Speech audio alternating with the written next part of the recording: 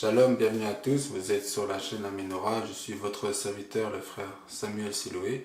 Et dans cette vidéo, nous allons voir la deuxième partie concernant Shavuot, qui s'intitule Shavuot et le don de la Torah.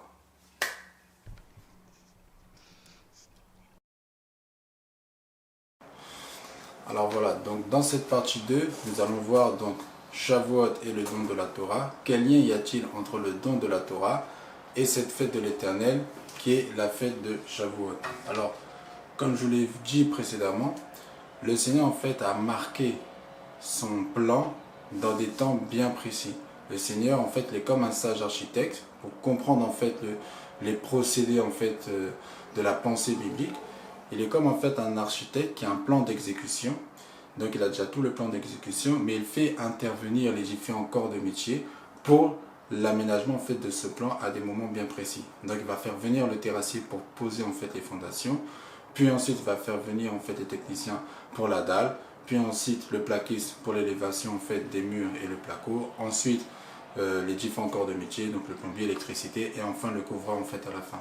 Et ainsi, donc Dieu en fait a un plan depuis le départ. Il le fait également en fait dans les jours de la création, que nous verrons peut-être un jour dans une prochaine vidéo. Et il le fait également à travers les fêtes de l'Éternel qui marquent en fait son action dans l'histoire des hommes, tant dans le présent que dans ce qui doit arriver dans le temps futur. Et c'est en cela qu'on parle en fait de la prophétie, ou même qu'on peut parler que la Torah, dans son essence, elle est prophétique parce qu'elle annonce les choses qui doivent arriver plus tard. Et un des marqueurs en fait principal de son plan, c'est ce que nous avons vu, qui sont les fêtes de l'Éternel. Nous avons vu qu'il y en a 7, ils sont au nombre de 7, on les trouve en fait dans Lévitique, le chapitre 23. Nous avons vu déjà en fait la fête de Pessah, nous avons vu la fête des pains sans levain, appelée la fête de Matzot, nous avons vu également la fête des prémices qui est liée à la fête de Shavuot, qui est liée à la fête de la Pentecôte, puisque la fête de la Pentecôte est déterminée par rapport à la fête des prémices. On a l'habitude de dire que c'est 50 jours après la fête de la Pâque, mais plus exactement c'est 50 jours à partir de la présentation de ce prémisse. Donc là nous allons voir donc, la partie 2 de la fête de la Pentecôte. Dans la partie 1, nous avons vu que c'était d'abord une fête agricole qui célébrait la fête de la moisson et ce que cela signifiait en termes bibliques que la moisson. Donc nous avons vu cela avec la fossile. Et dans cette partie, nous allons voir quel lien y a-t-il entre la fête de Shavuot, la fête de la Pentecôte et le don de la Torah. Pourquoi en fait nous parlons en fait de cette partie-là? Parce que les Israélites célèbrent, lorsqu'ils célèbrent en fait la fête de la Pentecôte, donc lorsqu'ils font cette offrande nouvelle, ils la célèbrent aussi pour le don de la Torah. Donc quel lien y a-t-il entre le don de la Torah et la fête de la Pentecôte, sachant que pour les chrétiens en fait également, la Pentecôte signifie le don du Saint-Esprit. Donc quel lien y a-t-il entre ces dons de l'Éternel, d'Élohim, avec la fête de la Pentecôte? Donc nous allons voir en fait en ça précisément. Derrière moi en fait il y a un petit tableau pour exprimer en fait certaines choses pour la compréhension en fait de tout le monde. Donc voilà, donc installez-vous et puis moi-même je vais prendre en fait mon thé et puis nous allons voir ça ensemble. Alors premièrement, nous allons prendre en fait la Bible qui nous parle en fait d'un moment qui est très important.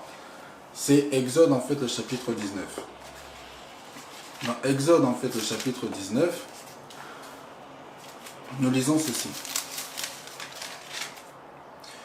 Le 3e mois, après leur sortie du pays d'Égypte, les enfants d'Israël arrivèrent ce jour-là au désert de Sinaï. Étant partis de Riphidim, ils arrivèrent au désert de Sinaï et ils campèrent dans le désert. Israël campa là vis-à-vis de la montagne. Moïse monta vers Dieu et l'Éternel l'appela du haut de la montagne en disant « Tu parleras ainsi à la maison de Jacob et tu diras aux enfants d'Israël « Vous avez vu ce que j'ai fait à l'Égypte et comment je vous ai porté sur des ailes d'aigle et amené vers moi. Maintenant, si vous écoutez ma voix et si vous gardez mon alliance, vous m'appartiendrez entre tous les peuples, car toute la terre est à moi. Vous serez pour moi un royaume de sacrificateurs et une nation sainte. Voilà les paroles que tu diras aux enfants d'Israël. » Amen. Donc dans ce passage-là, nous sommes, comme on l'a dit, au 3e mois après leur sortie d'Égypte, et Moïse va monter à la montagne de l'Éternel pour recevoir donc du coup les 10 commandements, donc la Torah, les 10 paroles en fait de Dieu, et les autres lois qu'il va compiler en fait dans un livre qu'il mettra en fait à côté de l'arche. Alors ça, lorsque nous lisons ça, c'est un événement majeur fondateur du peuple en fait d'Israël. Mais lorsque nous lisons en fait Lévitique en fait le chapitre 23 et que nous faisons mention en fait de cette fête en fait de la Pentecôte, il n'y a pas de lien entre cet événement et la fête de la Pentecôte. Je le prends en fait avec vous le livre en fait de Lévitique en fait le chapitre 23, c'est à partir du verset 9 à 17. Nous allons lire en fait ensemble. Lévitique 23 à partir du verset 9 à 17, il est écrit: L'Éternel parla à Moïse et dit: Parle aux enfants d'Israël et tu leur diras: Quand vous serez entrés dans le pays que je vous donne et que vous y ferez la moisson, vous apporterez au sacrificateur une gerbe prémisse de votre moisson. Il agitera de côté et d'autre la gerbe devant l'Éternel afin qu'elle soit agréée. Le sacrificateur l'agitera de côté et d'autre le lendemain du sabbat. Donc je continue. Je vais aller directement au verset 15, parce que ça fait des prémices. Depuis le lendemain du sabbat, du jour où vous apporterez la gerbe pour être agitée de côté et d'autre, vous compterez 7 semaines entières, donc les 49 jours. Vous compterez 50 jours jusqu'au lendemain du 7e sabbat et vous ferez à l'Éternel une offrande nouvelle. Voilà. Donc, dans cette fête de moisson, on ne parle pas de la célébrer en fonction du don de la Torah. Et nous allons voir pourquoi les Israélites donc, le font par rapport en fait, au don de la Torah et quel rapport ça a avec la fête, en fait, la célébration du don de l'Esprit dans le livre des Actes au chapitre 2. Alors, comme nous l'avons lu dans Exode en fait, au chapitre 19, c'est au 3e mois que Dieu en fait, se révèle en fait, à Moïse et lui dit en fait, de monter à la montagne. Alors ça c'est très important, je vais prendre en fait, le tableau pour que nous puissions comprendre en exactitude en fait, ce qui se passe.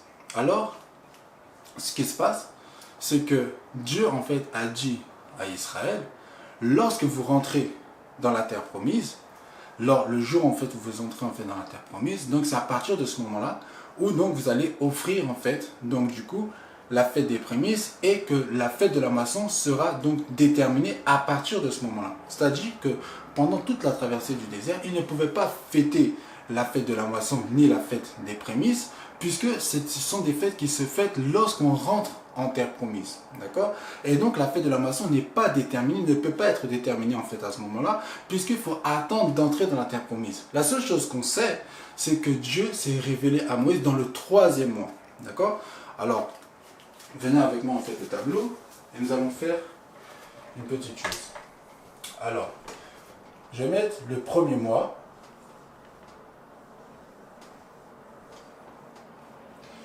qui est le mois de Nissan. Nissan, qui correspond à mars-avril. Je vais le mettre comme ça, mars-avril. Alors toutes ces notions que je vous dis, elles sont très importantes pour ce qui suit en fait après. Et ceci afin que vous ne soyez plus non plus manipulés et trompés lorsqu'on vous parle également en fait des Écritures. Donc le 1er mois, c'est celui-ci. Le 2e mois, on l'appelle le mois de Iyar.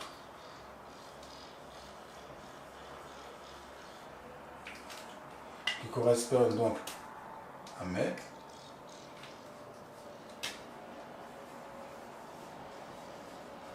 Et le 3e mois,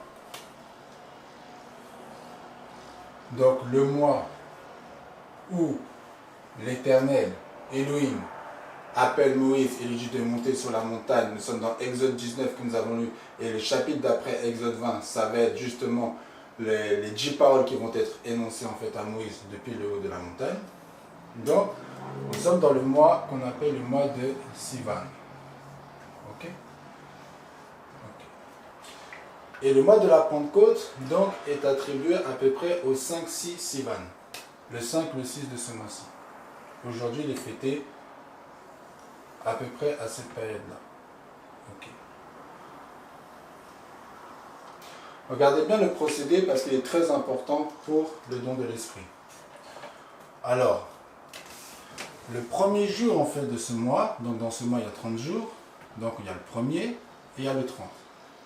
D'accord? La Bible nous dit que lorsqu'ils sont arrivés en terre promise, nous sommes dans le livre de Josué, le chapitre 5 à partir du verset 10, Donc l'Israël arrive dans la terre de Canaan au moment de la Pâque. D'accord? Le mois de la Pâque, et le mois de la Pâque est considéré comme le premier mois de l'année. Pourquoi? C'est écrit dans Exode 12. Ce mois sera pour vous le premier des mois de l'année. Donc le premier des mois de l'année, c'est le mois de Nissan. Et ils arrivent au moment de la Pâque. Et le moment de la Pâque, c'est le milieu de ce mois-là, c'est-à-dire le 14e jour. Donc je vous mets ici le 14e jour. On est au milieu. D'accord? Et donc, lorsqu'ils arrivent au moment de la Pâque, donc ils doivent attendre le Shabbat, le lendemain en fait du Shabbat, pour faire la fête des prémices. Et c'est à partir de ce moment-là qu'on doit compter 50 jours. D'accord? Donc, on est au milieu. Donc, je vais prendre le lendemain, on sera le 15. Il reste environ 15 jours avant la fin du mois. D'accord? Je vais mettre en vert. Comme ça, on va pouvoir voir. On a 15 jours. Et ensuite, on passe au deuxième mois. Et là, dans le deuxième mois, donc du coup, il y a également 30 jours. D'accord? Donc, on traverse le deuxième mois. On le traverse aussi.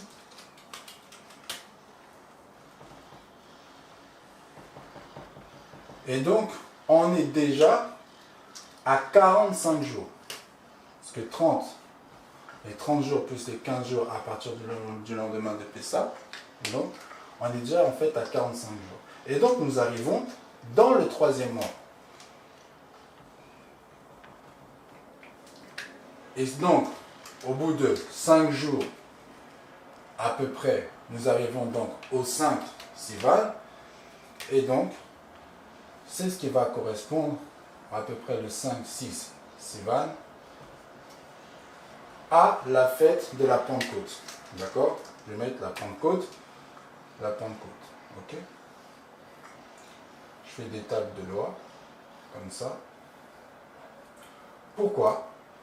Parce que Israël va se rendre compte, en faisant cette fête-là, que ça correspond à un autre fait majeur de leur histoire, c'est qu'ils arrivent au troisième mois.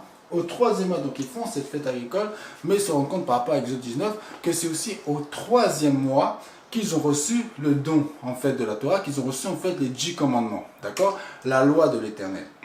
Et donc, lorsqu'ils vont faire cette fête-là, ils vont faire, oui, nous le faisons pas par rapport en fait à la fête de la moisson, à la fête agricole pour remercier l'Éternel de nous avoir en fait donné en fait ce bon pays, mais également pour se rappeler que nous avons reçu la Torah. Et ce sens, en fait, il est très important. Pourquoi? Parce que ce même phénomène de se rendre compte va se passer aussi au niveau de l'Église. C'est-à-dire que Jésus, en fait, va donner en fait une parole à ses apôtres, d'accord, le Messie, et va dire, vous restez à Jérusalem jusqu'à ce que vous allez recevoir un autre don, d'accord, le don en fait du Saint-Esprit qui surviendra sur vous. Une puissance surviendra sur vous et vous serez mes témoins à Jérusalem, en Judée, en Samarie et jusqu'aux extrémités de la terre. Donc les apôtres ils disent d'accord. Donc ils vont à Jérusalem et ils attendent. D'accord? Et lorsqu'en fait qu'ils attendent, et ben qu'est-ce qui va se passer? Il va se passer que la fête approche. Mais quelle fête en fait approche? C'est la fête de la Pentecôte. Et lorsqu'en fait qu'il arrive la fête de la Pentecôte, la fête de Shavuot, comme tout Israélite, et ben ils attendent, ils vont célébrer cette fête-là, comme tous les Israélites en fait viendront, nous verrons dans la troisième vidéo que c'est une fête de pèlerinage, pour rendre gloire à Dieu, pour faire en fait les offrandes en fait à la nation, et pour se rappeler en fait du don de la Torah. Donc, ils célèbrent en fait cette fête-là. Mais au moment en fait de cette fête-là, donc il va y avoir un autre don qui va descendre en fait d'en haut. Et ce don, c'est le don du Saint-Esprit. C'est le don de l'Esprit. C'est ce jour-là, le jour de la Pentecôte, où l'Esprit donc va investir en fait les apôtres et va être donné. Alors, nous, les chrétiens, donc, lorsqu'en fait ils se sont rendus compte de cet événement, donc ils rendent grâce à Dieu le jour de la Pentecôte pour se rappeler le jour de la Pentecôte qui a été le don de l'effusion du Saint-Esprit. Et les Israélites, eux, ils célèbrent la Pentecôte par rapport à l'effusion, c'est-à-dire au don de la Torah. D'accord? Et quel lien y a-t-il entre l'Esprit et la Torah? C'est ce que nous allons vraiment rentrer en fait en profondeur dans la deuxième partie de cette vidéo. Alors, je vais vous prendre en fait un passage en fait des Écritures pour que vous compreniez bien qu'il y a un lien étroit entre le don de l'esprit et le don de la Torah, nous allons prendre en fait le livre en fait de Ézéchiel, le chapitre 36.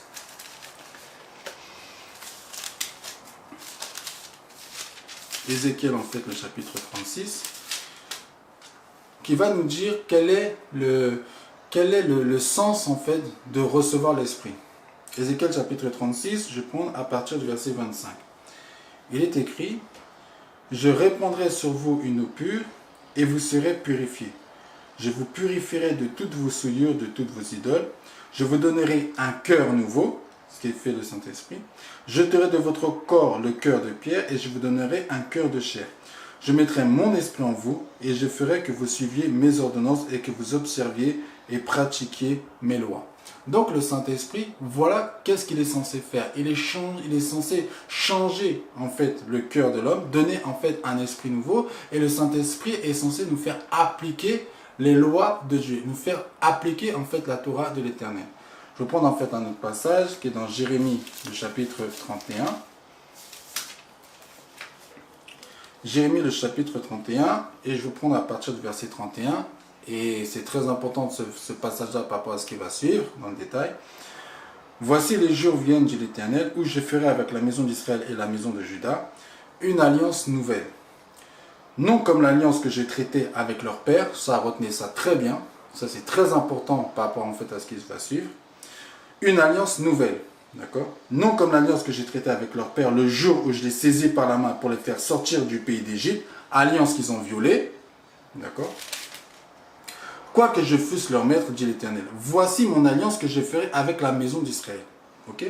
Après ces jours, dit l'Éternel, je mettrai ma loi au-dedans d'eux, je l'écrirai dans leur cœur, et je serai leur Dieu, et ils seront mon peuple.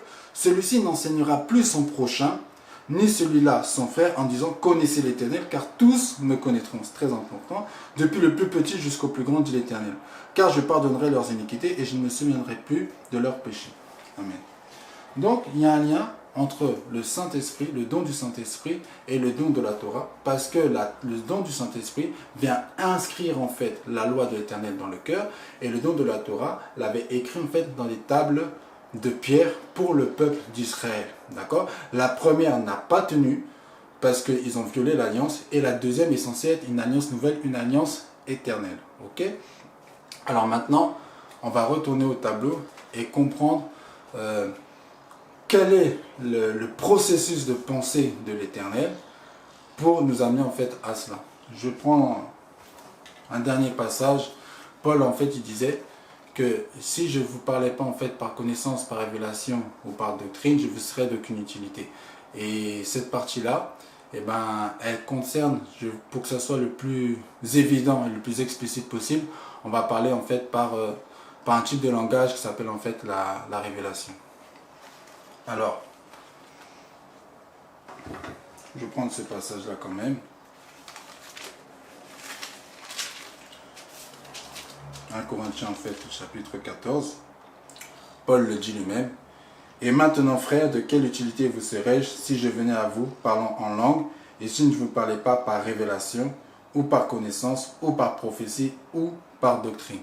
Donc là, nous allons parler en fait de ces deux éléments, de la Torah et de l'esprit, à travers en fait un langage en fait de révélation. Alors je reprends le tableau.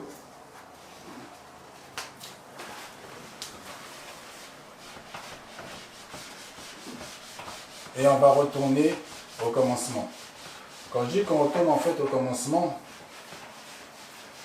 on retourne vraiment au commencement pour comprendre le processus de pensée de l'Éternel. Alors, dans ce commencement, nous avons ce que Dieu dit dans le livre en fait de la Genèse. Au commencement, Dieu créa les cieux et la terre. D'accord? La terre était informe et vide. Et au commencement, Dieu créa les cieux et la terre. Et ce que Dieu fait, c'est la rencontre en fait entre les cieux au pluriel, Hashamaïm, et la terre. D'accord? Dieu va faire rencontrer les cieux avec la terre. D'accord? Au commencement, Dieu créa les cieux et la terre. Et c'est ce que Dieu va faire concrètement avec Adam. D'accord? Lorsque Dieu en fait crée Adam, concrètement, il le prend en fait de la poussière du sol, donc de la terre, il le rassemble en fait, il ramène en fait cette poussière, et ensuite il va investir dans la terre le ciel. Dieu va souffler dans la terre les cieux. Dieu va souffler à Shamaïm, les cieux vont investir la terre, donc il va souffler ce souffle, et la terre va devenir un être vivant qu'on va l'appeler Adam. D'accord? Alors, je vais vous mettre Adam ici.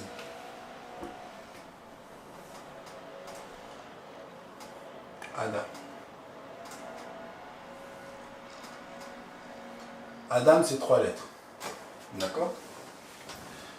Et ce sens, en fait, que Dieu va faire, en fait, Adam, il va le faire littéralement. Donc, il a cette pensée, et cette pensée véhicule, cette pensée porte sur quelque chose qu'il fera plus tard. C'est-à-dire que Dieu en fait va à nouveau prendre en fait de la poussière en fait du sol, d'accord?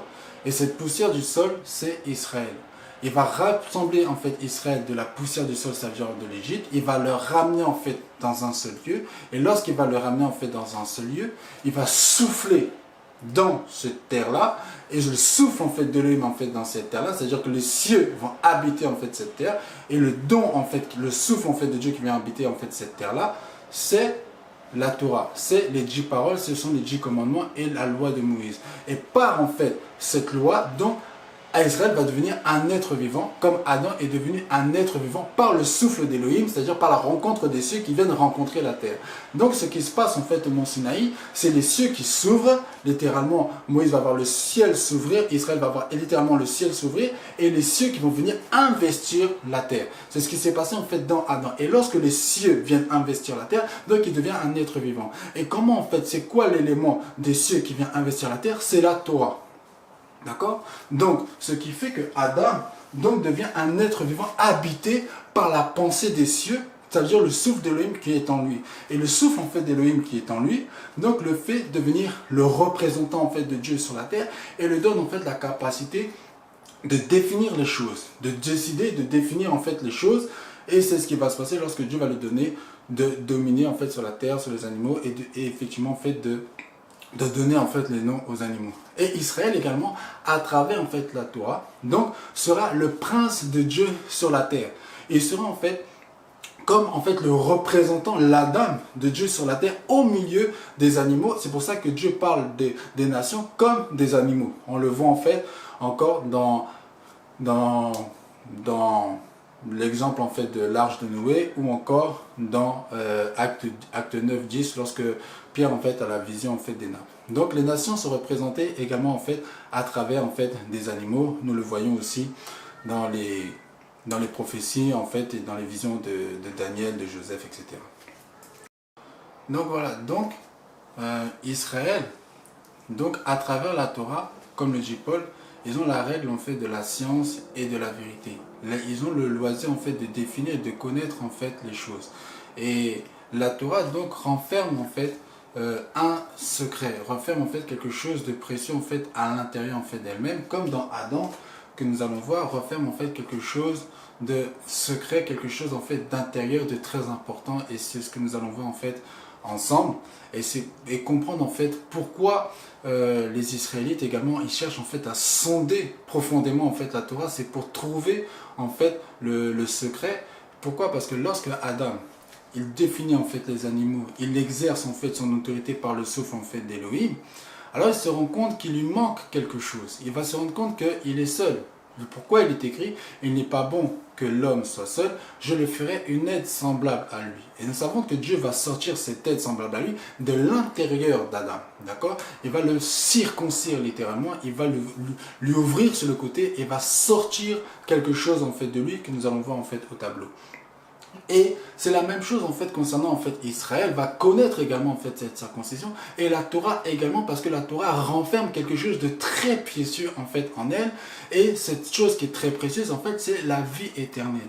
Et lorsqu'en fait que tu t'approches de la Torah, lorsqu'on s'approche en fait de la Torah, donc on se rend compte que on doit saisir l'important en fait qui est dans la Torah, il faut saisir et c'est ce qu'ont fait en fait beaucoup de Juifs, beaucoup d'Israélites, ils ont cherché en fait à sonder dans la Torah la vie éternelle et ne l'ont pas pu le trouver. Et jusqu'à aujourd'hui, c'est ce qu'on cherche en fait, c'est ce que beaucoup en fait cherchent en fait à sonder à travers en fait toute la littérature juive, à travers le Zohar, à travers en fait la Kabbale, à travers beaucoup de choses parce que ils savent que la Torah c'est une couverture, mais ce qui est important c'est ce qu'il y a à l'intérieur en fait de la Torah et le Mashiach, Jésus en fait déjà, vous sondez les Écritures parce que vous espérez avoir en elle en fait la vie éternelle. Or elle rend témoignage de moi et vous ne voulez pas venir à moi pour avoir la vie éternelle. Donc la Torah renferme un secret et ce secret c'est la vie éternelle et nous allons voir en fait le mécanisme de la pensée de l'éternel. Comme je vous l'ai dit, c'est un sage architecte qui fait des choses en fait à des moments bien précis.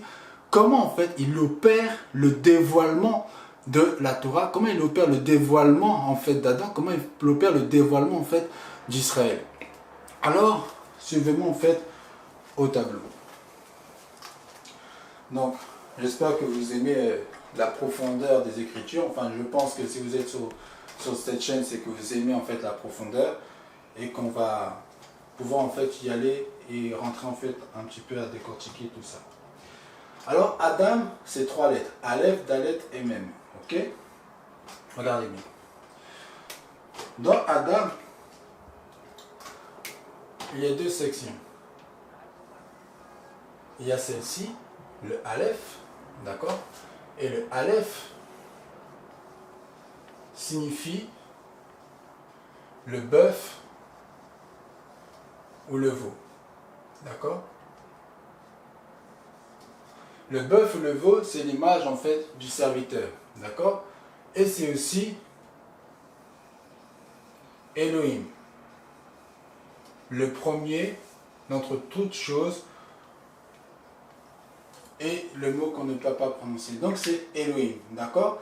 C'est-à-dire que c'est l'Elohim serviteur, c'est-à-dire littéralement en fait le Fils. L'Elohim qui est dans les cieux, c'est-à-dire le Fils de l'homme qui est dans les cieux. Le serviteur qui est dans les cieux. Donc littéralement le Messie ou le Fils. D'accord? Ça, c'est le premier élément de Adam. Ensuite, nous avons la deuxième partie, celle-ci, qui signifie dam. Et dam, ça veut dire le sang. Dam, ça veut dire le sang. D'accord? Et vous avez cette troisième partie, je vais vous la mettre, cette lettre-là,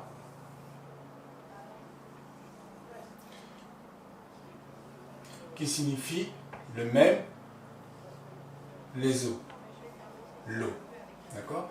Donc dans Adam, vous avez le sang et l'eau. D'accord? Et le sang et l'eau, c'est tout simplement la vie. D'accord? Et la pièce centrale de Adam, c'est cette deuxième lettre qui est Dalet. Et Dalet, qu'est-ce que ça veut dire? Ça veut dire la porte.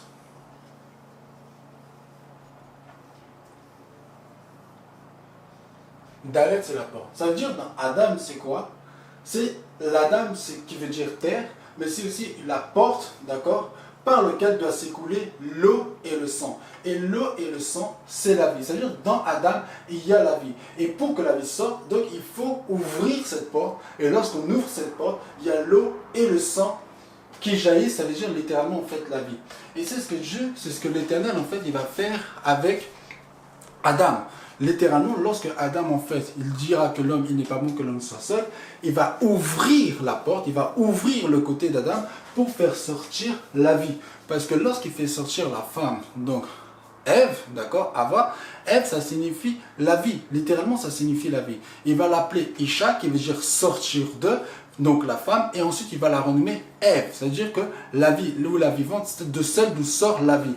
Et c'est ce qui va se passer également en fait avec la personne de Christ, le Mashiach. Le Mashiach, nous le voyons en fait dans le livre en fait de Jean, qui est l'Adam, le nouvel Adam, qui est une porte, la porte en fait des cieux, qui a en lui le secret de la vie éternelle. Lorsqu'il va mourir, c'est-à-dire lorsqu'on va l'endormir, on va percer son côté et il va sortir les deux éléments, l'eau et le sang. Et l'eau et le sang qui est la vie, et c'est de là que va naître son épouse. L'épouse de Christ, c'est-à-dire l'Église, va sortir de Christ, va sortir d'Adam et va être manifestée par sa mort et sa résurrection. Donc va sortir la mort, va sortir le sang et la vie, et donc la manifestation de Ève.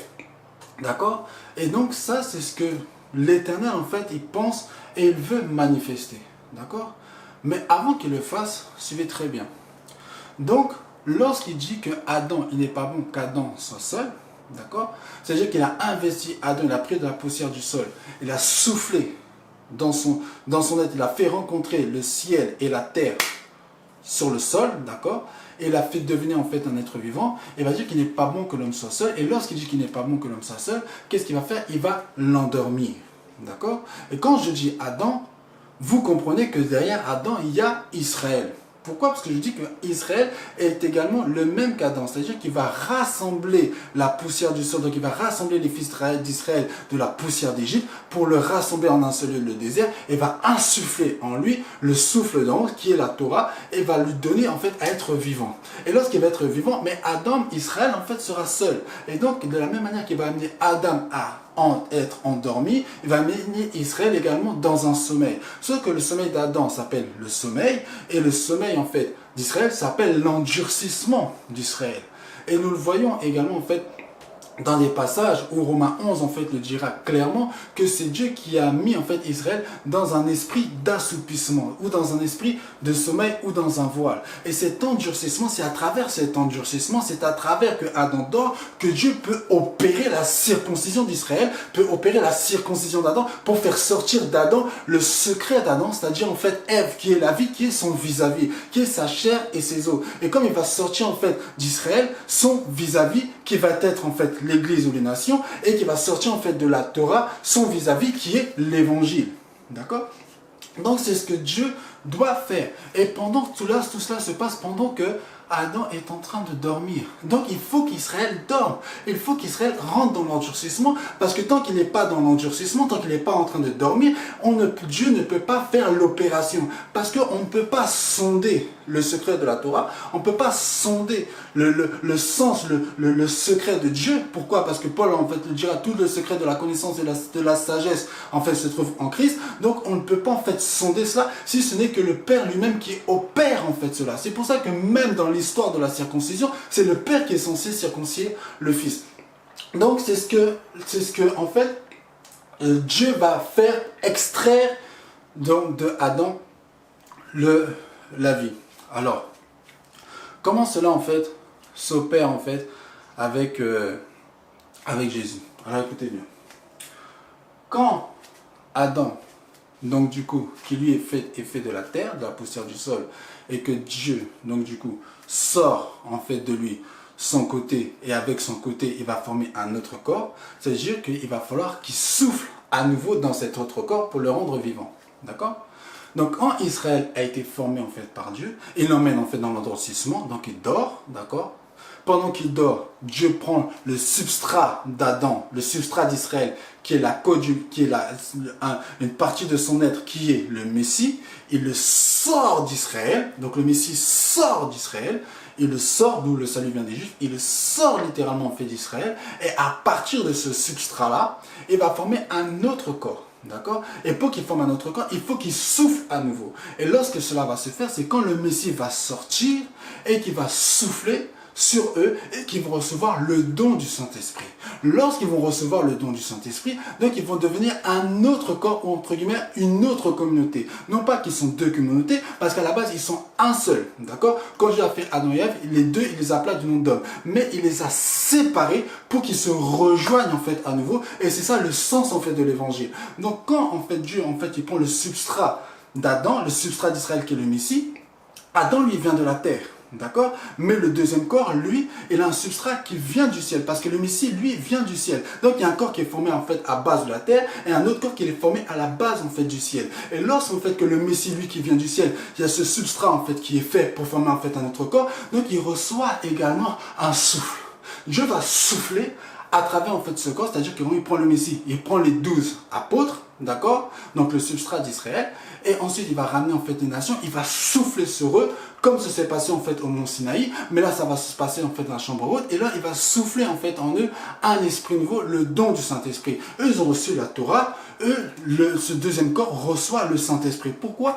Parce que le Saint-Esprit, c'est l'esprit de la vie qui doit être manifesté. La Torah a en elle la vie éternelle, mais c'est pas ça veut dire c'est caché dans la Torah. Mais il faut que la Torah, il faut qu'on extirpe en fait de la Torah la vie. Et c'est ce que Dieu en fait opère à travers le Messie, et le corps en fait du Messie reçoit la manifestation de la vie. C'est-à-dire que l'Église est la manifestation de la Torah, ou encore la Torah révélée. C'est-à-dire que l'Évangile, c'est la chair de la Torah.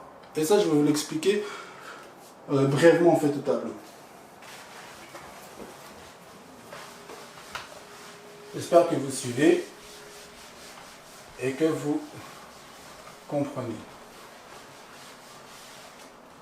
Alors, quand Adam il voit Ève, il dit, c'est très important, suivez très bien en fait ce qui suit.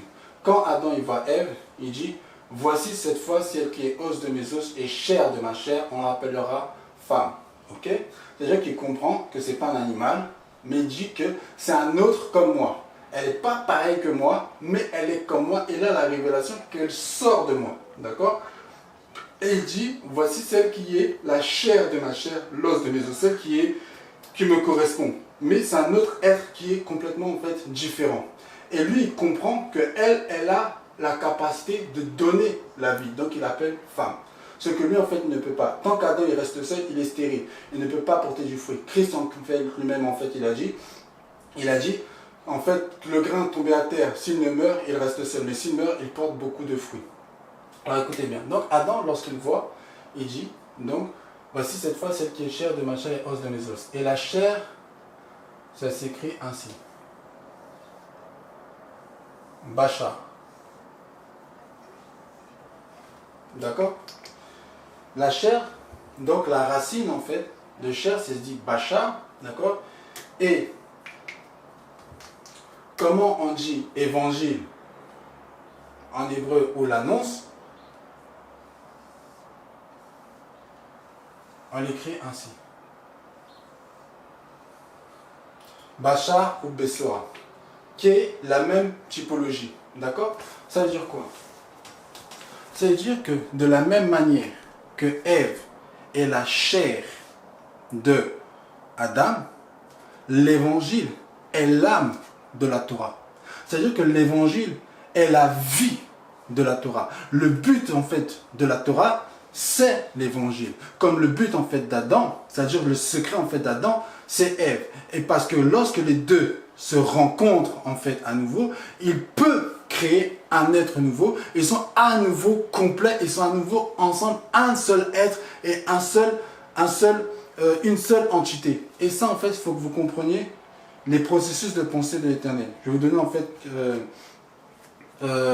voilà, au tableau, quelques exemples pour comprendre ce qui se passe. Nous avons Adam. Nous avons Israël. Nous avons la Torah. Et nous avons le Mashiach. Le Mashiach, ok, qui est Christ. D'accord?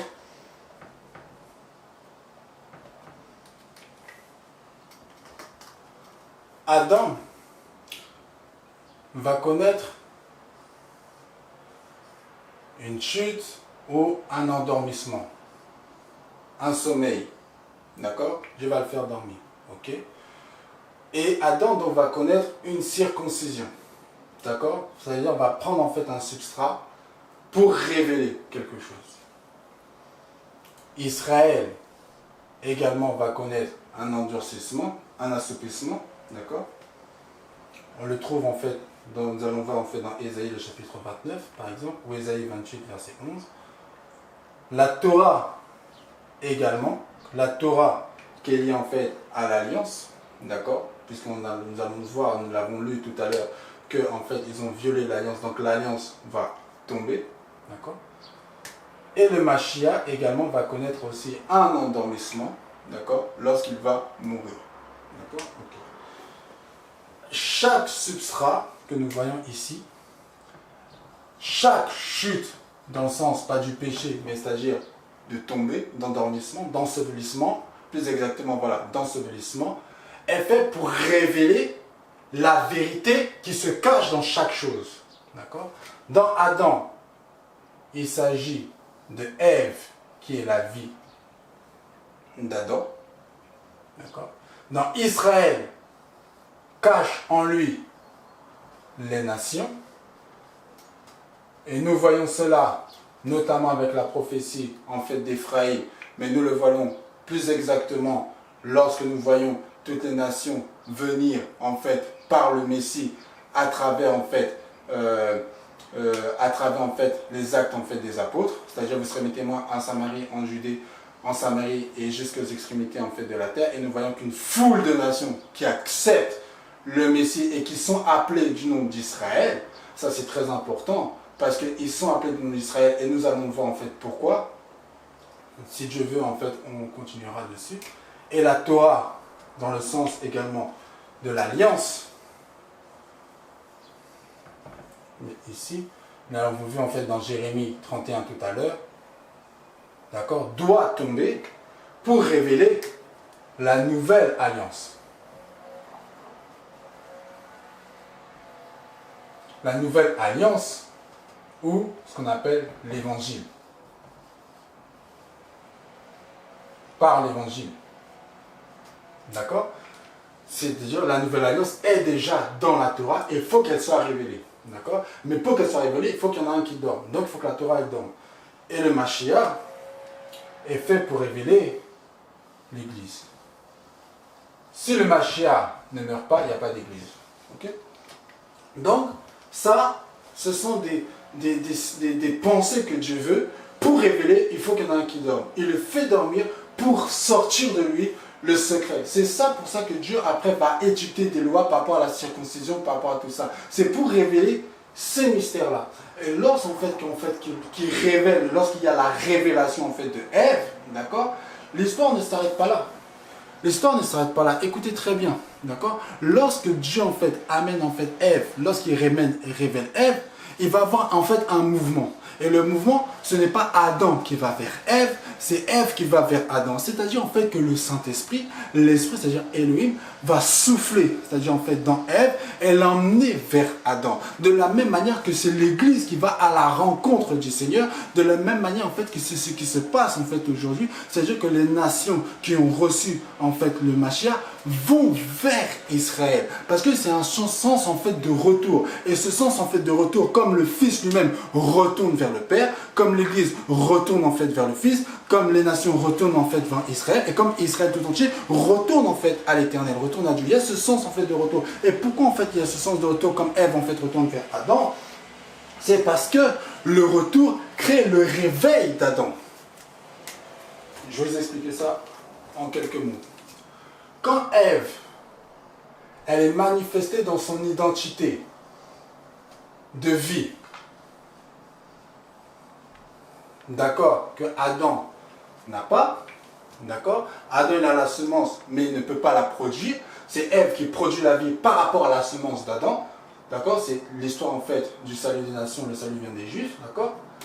Ève donc va retourner vers Adam.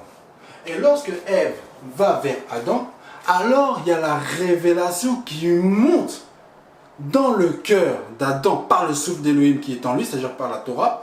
Il y a cette révélation qui dit: ah, voici cette fois celle qui est os de mes os et chair de ma chair, on l'appellera femme parce qu'elle a été prise de l'homme. C'est-à-dire qu'il prend conscience que pendant qu'il était dormi, pendant qu'il dormait, il y a eu une opération qui s'est faite en lui. C'est-à-dire pendant qu'il était dans le sommeil, dans l'endurcissement, le Père a opéré en lui un substrat pour révéler en fait la vie. Et donc là, en fait, il se rend compte, il se réveille, et là il dit, voici, cette fois, celle qui est os de mes os et chair de ma chair, on l'appellera femme parce qu'elle a été prise de l'homme, et les deux, c'est pourquoi l'homme quittera son père et sa mère, et les deux deviendront une seule chair. Et donc il y a cette rencontre qui se fait à nouveau pour former un seul peuple, une seule identité, lorsque cela était déjà en fait au préalable, mais cela était caché. Et Dieu, c'est celui en fait qui cache les choses et qui l'amène en fait à la révélation. Il est celui en fait que le Dieu de l'invisible qui ramène en fait les choses invisibles à la démonstration en fait visible.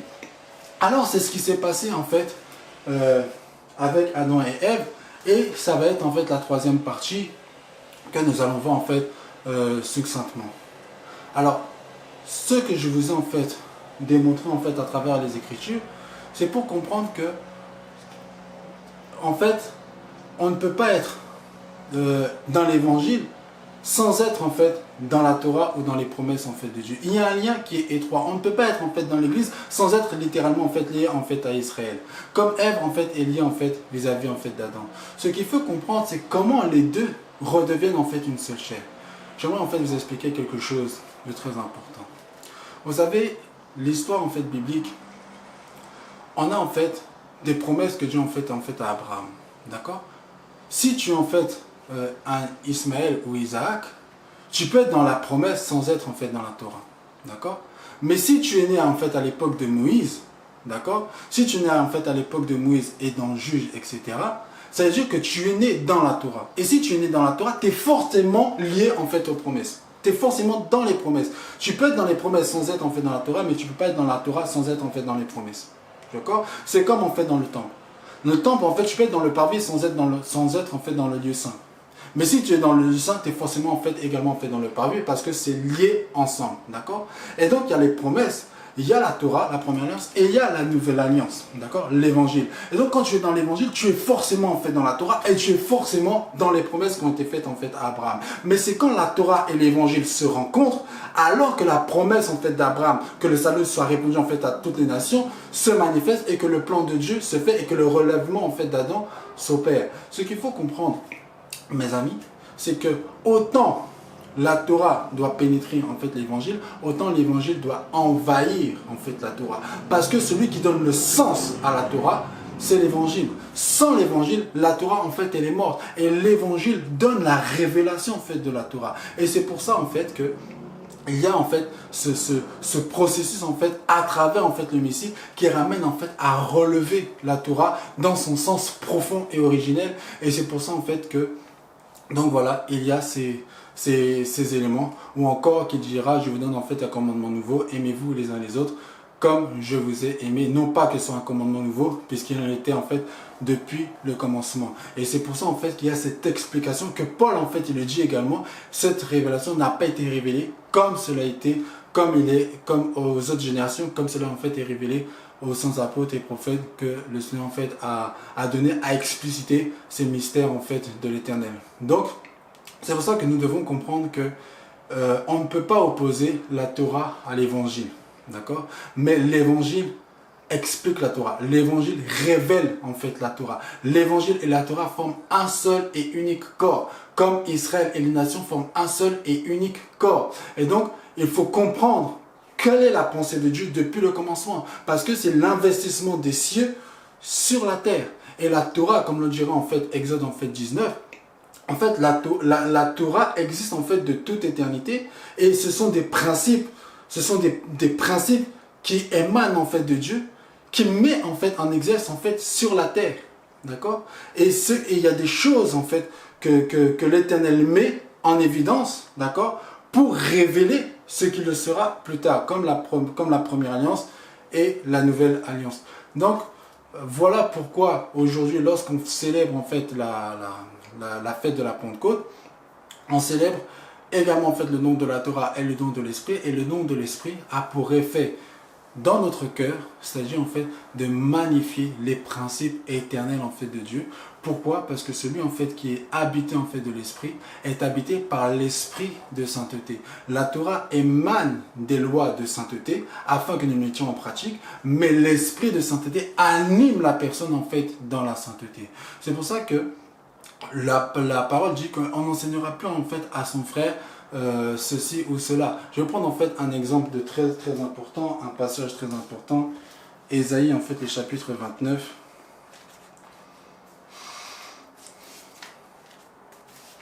Ésaïe en fait le chapitre... Je vais prendre Ésaïe le chapitre 28 et le verset 9. Écoutez ceci. À qui veut-on enseigner la sagesse? À qui veut-on donner des leçons?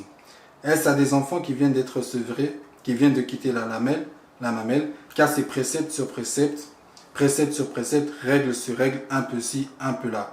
Eh bien, c'est par des hommes aux lèvres balbutiantes et au langage barbare que l'Éternel parlera à ce peuple. Et ce passage-là, Paul en fait va le reprendre dans l'Épître aux Corinthiens lorsqu'il parlera en fait du don en fait de la diversité des langues et de l'interprétation des langues, parce que les nations doivent témoigner en fait à Israël en fait l'essence en fait de la Torah qui est l'évangile. Et il le dira également en fait dans Ésaïe le chapitre 29. Écoutez bien, il dit: soyez stupéfaits et étonnés, fermez les yeux et devenez aveugles. Ils sont ivres, mais ce n'est pas du vin. Ils chancellent, mais ce n'est pas l'effet des liqueurs forts, car l'Éternel a répandu sur vous un esprit d'assoupissement. Donc le sommeil dont on a lu tout à l'heure.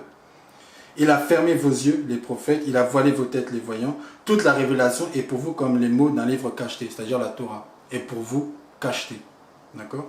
Que l'on donne à un homme qui sait lire en disant: lis donc cela, et qui répond: je ne le puis, car il est cacheté. Ou comme un homme ivre que l'on donne à un homme qui ne sait pas lire en disant: lis donc cela, et qui répond: je ne sais pas lire. Le Seigneur dit: quand ce peuple s'approche de moi, il m'honore de la bouche et des lèvres, mais son cœur est éloigné de moi, et la crainte qu'il a de moi n'est que précepte de tradition humaine. Et c'est ce qui se passe en fait aujourd'hui.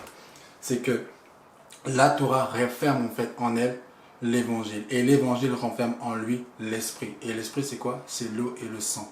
C'est la vie de Dieu, la vie de Christ.